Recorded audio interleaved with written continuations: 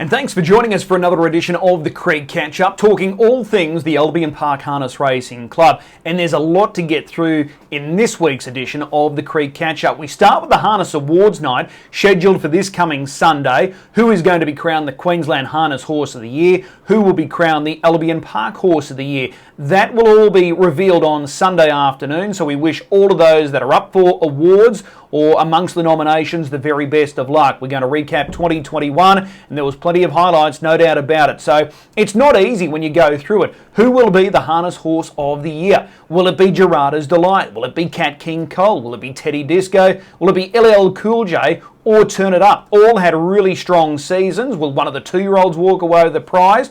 Or do they just go a little cold on the 2-year-olds, considering they're only racing against their own age group? Will they look at one of those open class performers? So not an easy decision for those making the decision. Best of luck. We'll have more on that next week when we join you for the Creek Catch-Up. Don't forget about the Team Teal race night coming through at Albion Park in the next couple of weeks. If you want more details, this is going to be a really fun night. They've got plenty of entertainment planned. Contact the club for more details. So give Kate Butt a call or Scott himself, and they'll be able to fill you in on all of the fun and excitement that is scheduled for, I think it's Saturday week now, so it's fast approaching, the Team Teal race night at Albion Park. And speaking of Team Teal, aren't the girls doing a huge job, not only here locally in Queensland, but right throughout the Southern Hemisphere, because it involves both Australia and New Zealand raising awareness and, more importantly, funds for this fight against ovarian cancer. But the girls here locally, our ambassadors, Chloe Butler, Narissa McMullen, the winners keep ticking over for both of them. And what about Brittany Graham?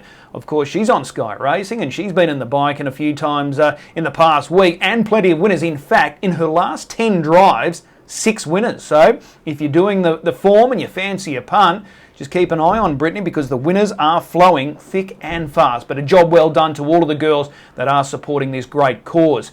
Tomorrow, Friday, at Albion Park, we've got a great card there, because it's the first round of heats of the Jim McNeil Trotting Championship, and I'm really looking forward to this edition for 2022. I think the depth this year is stronger than it's ever been. There's been a number of new horses targeted for this race, and we've been seeing a lot of horses step out at the trials over the past couple of weeks. Well, the first round of action starts tomorrow on Friday. 2 heats, they're big fields, 9 races in total, and then we've got 11 on Saturday night. More on that in just a moment.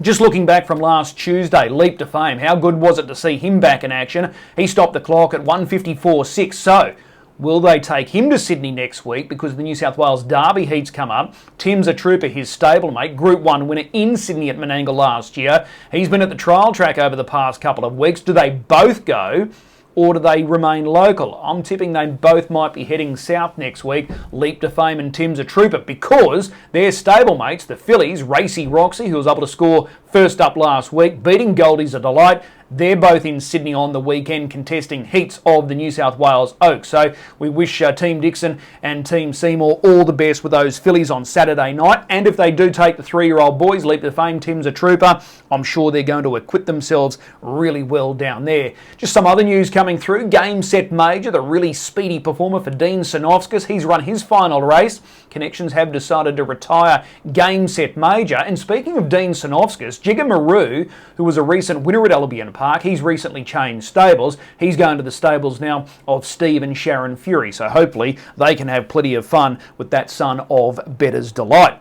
A shout out to Dean Shannon. He's in the winner's circle over in New Zealand. Looks like he's got a pretty precocious 2-year-old pacer by the name of Merlin. 2 starts, 2 victories. He's prepared by Barry Purdon, one of the all-time greats. But Dean Shannon, he loves a good horse, and he looks like he might have one. He's a son of Art Major Merlin, so I'm sure that's a name you're going to hear plenty more of in the not too distant future. A couple of other horses that you'll keep an eye out in the coming weeks. My Alderman Victor, purchased off Tumby Park by Alan Marie Whitecross, so expect him to step out shortly. He's had 1 start for 1 win. That was here at Redcliffe for Jared Elchin, but he's recently been purchased. And the other one is a Kiwi by the name of Bonnie Prince Lewis, set to join the stables of Ben Battle. So there are a couple of new ones to keep an eye out for. And just to wrap up from the trials over the past couple of weeks, Regondo, Regal Appointment, Riley Moment, all trialling well, all aiming towards that Jim McNeil series. Adam Crocker was really good, led all the way in a trial, beating Tim's a Trooper last week.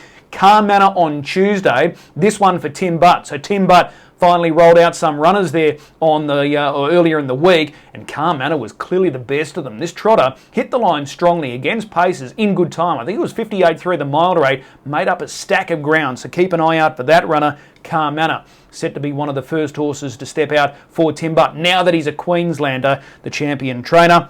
And another horse to keep an eye out for, this one's set to trial tomorrow between races, Star Galleria.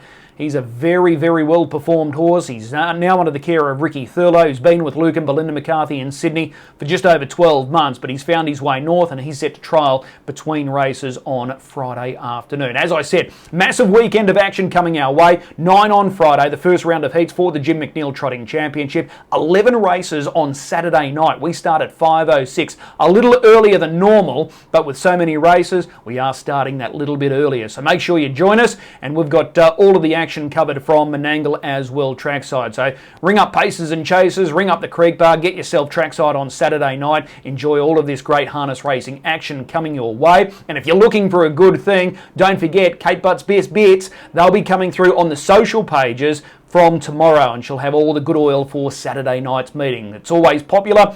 Kate Butt's Best Bits each and every week. That is me for this week for the Creek Catch-Up. Catch you again next week, or if not, see you trackside Saturday night.